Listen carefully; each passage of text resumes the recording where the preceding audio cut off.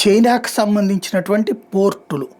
ఈ పోర్టుల్లో వందల సంఖ్యలో కాదు వేల సంఖ్యలో ఓడలు లంగరేసి ఉన్నాయి. ఆ ఓడలలో లక్షల సంఖ్యలో కంటైనర్లు వాటి మీద ఎక్కించున్నాయి. షిప్పుని అవతలకి తీసుకెళ్ళాలి. ఎక్కడికి తీసుకెళ్లాలో తెలియదు, ఏం చేసుకోవాలో తెలియదు. ఎందుకంటే ఇవన్నీ ఈ షిప్పులు ఈ లంగరేసి ఉన్నటువంటి వాటి మీద ఎక్కించబడినవన్నీ అమెరికాకి తీసుకెళ్లాల్సినవి. అందులో ఎలక్ట్రానిక్ గూడ్స్ దగ్గర నుంచి అన్ని రకాలైనటువంటి చైనా తయారీ వస్తువులన్నీ ఉన్నాయి. అవి ఇప్పుడు అమెరికాలోని వ్యాపారులు వద్దని ఆర్డర్లు క్యాన్సిల్ చేశారు. వాళ్ళు ఆర్డర్ పెట్టారు, అడ్వాన్స్ పే చేశారు అని చెప్పి కొన్ని ఎక్కించారు. ముందు పంపించేస్తే ఆటోమేటిక్గా ఎప్పుడు పేమెంట్స్ ఉన్నాయి కాబట్టి మరికొన్ని ఎక్కించారు.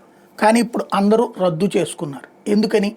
₹100 వస్తువు అమెరికాకి పోతే ₹245 అంటే అమెరికాలో ఇంకొక ₹150 లాభం వేసుకుంటే ₹300 అంటే కొనేవాడు ఎవడు ఉంటాడు ₹100 వస్తువుకి. కాబట్టి వద్దని చెప్పారు. ట్రంప్ ఆంక్షలు సడలించేదాకా అది అంతే.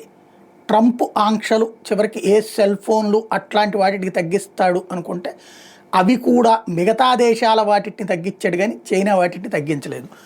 చైనా బెంకంగా 125% ట్యాక్స్ వేసింది.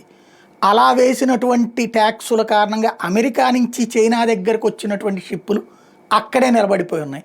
అవి అన్లోడ్ చేయకుండా ఆగిపోయి ఉన్నాయి. అవి అన్లోడ్ చేయాలో లేదో తెలియదు.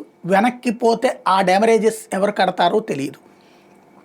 ఇది ఒక ఆర్థిక వ్యాపార వాణిజ్య సంక్షోభం ఈ రెండు దేశాల మధ్యన సాగుతోంది. దీనికి ముగింపు పలకాలి అంటే ఎవరో ఒకళ్ళు వెనక్కి తగ్గాలి. చైనానే వెనక్కి తగ్గాలని అమెరికా, అమెరికానే వెనక్కి తగ్గాలని చైనా. ఏం జరుగుతుందో చూడాలి.